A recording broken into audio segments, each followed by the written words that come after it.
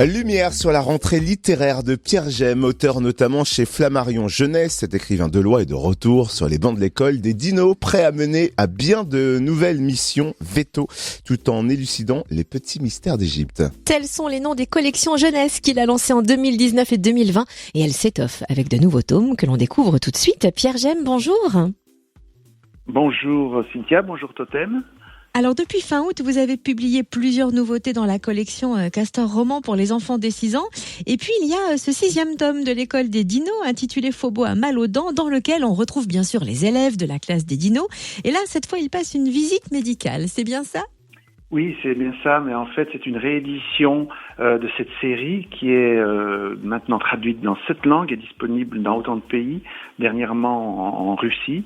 En France, c'est seulement un nouvel habillage, une nouvelle présentation, mais le contenu reste identique et les tomes ressortent au fur et à mesure. Voilà. Merci pour la précision. Et fin août, vous avez également publié la suite des aventures égyptiennes d'Aouni et son chat Finou avec le 3e tome de votre série Les Petits Mystères d'Égypte. Est-ce que vous pouvez nous présenter Aouni et nous mener au cœur de cette nouvelle intrigue ?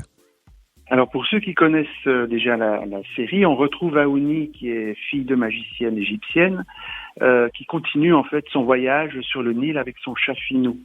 Et cette fois-ci, elle fait escale à Thèbes, qu'on appelle aujourd'hui Luxor, et elle en profite pour visiter les temples de Karnak. C'était pour moi l'occasion de faire découvrir aux enfants à travers cette petite fiction ce site, ces édifices et leur histoire. Donc elle se rend également dans une carrière parce qu'elle voit un nuage au loin de poussière qui l'intrigue et elle découvre un endroit où on extrait des obélisques. Et tout irait pour le mieux s'il n'y avait pas un autre nuage, vert cette fois-ci, un fléau qui menace le chantier et les cultures environnantes. Mais comme on sait, Aouni a hérité des pouvoirs de sa mère, donc tout va se terminer bien, évidemment, et joyeusement. Et puis, il y a aussi le dernier né de la série Mission Veto, qui est paru le 15 septembre dernier. Donc là, c'est le 8e tome, et on retrouve les frères et sœurs Inès et Lucas, qui partent une fois de plus en vacances en Bretagne avec leurs parents vétérinaires de métier. Et que vont-ils découvrir ?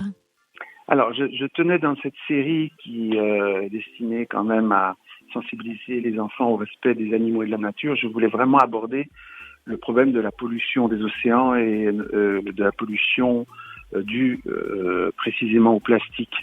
Donc là, je mets en scène un sauvetage de tortues de mer, des tortues marines qui sont aussi présentes sur nos côtes, notamment atlantiques, et qui confondent les sacs plastiques avec les méduses qui forment leur principale alimentation. Alors soit elles étouffent en les ingérant, soit le sac remplit leur estomac et les empêche de se nourrir normalement, elles finissent par mourir de faim.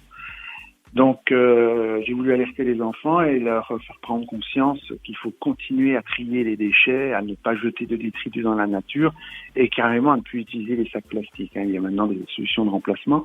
Et le Conservatoire du Littoral, qui est un organisme d'État chargé de protéger les côtes, donc la faune et la flore, a soutenu et remarqué cette initiative et elle a offert son partenariat à l'éditeur, donc Flammarion. Donc pour moi, c'est vraiment un grand plaisir, une grande fierté parce que j'ai l'impression que mon travail est reconnu et soutenu. Chapeau, en tout cas, félicitations. Et depuis la rentrée, on a le plaisir de vous croiser en séance dédicace dans les librairies de la région lors d'événements littéraires. Est-ce qu'on pourra vous rencontrer prochainement ? Oui, je dédicacerai mes ouvrages à la Fnac de Dole le samedi 6 novembre après-midi et à la librairie Passerelle le samedi 4 décembre toute la journée. Au plaisir de vous retrouver. On peut suivre votre actualité sur votre site livre-pierre-gemme.fr ou sur flammarionjeunesse.fr également. Merci Pierre Gemme d'avoir été avec nous. Merci Cynthia, merci Totem. À bientôt.